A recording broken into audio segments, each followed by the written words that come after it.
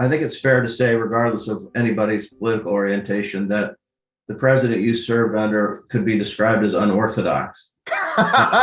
Yes, that's a polite way of putting it. Is there any particular story or incident when you're at the White House? I mean, obviously you knew Mike Pence from Indiana, and he, I believe, played a real stabilizing role both during the pandemic, but maybe even in the administration generally. Any neat story you could share with us? The two most common questions I get at restaurants or around the coffee table or whenever is, what's Tony Fauci like and what's Donald Trump like? Tony Fauci is my buddy.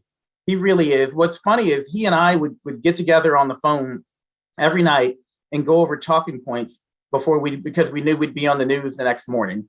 And Tony Fauci, he is the classic professor. He's out there and he exudes confidence. And half of what he's saying, you may not understand because he's very, he talks like a virologist. And you understand when you're hearing from Tony Fauci, you're hearing from an expert. Tony has been, a great mentor to me back 35 years ago.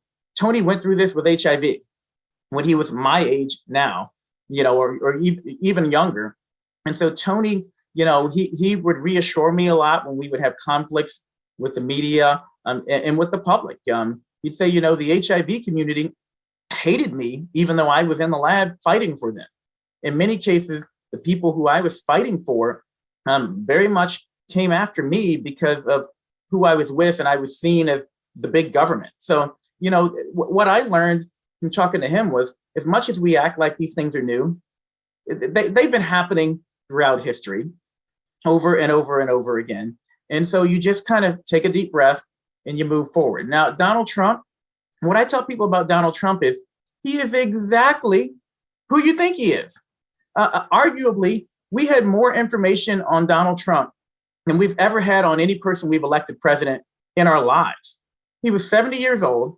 Everything he did was recorded on paper, on TV, on audio tape.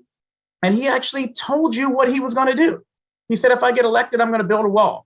He said, if I get elected, I'm going to pull out of every international treaty and deal out there. He said, if I get elected, then me and North Korea are going to go at it.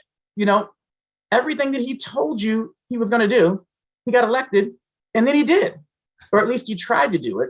And so what was shocking and frustrating to me is how many people acted surprised that they elected him, and then he did exactly what he told you he was going to do.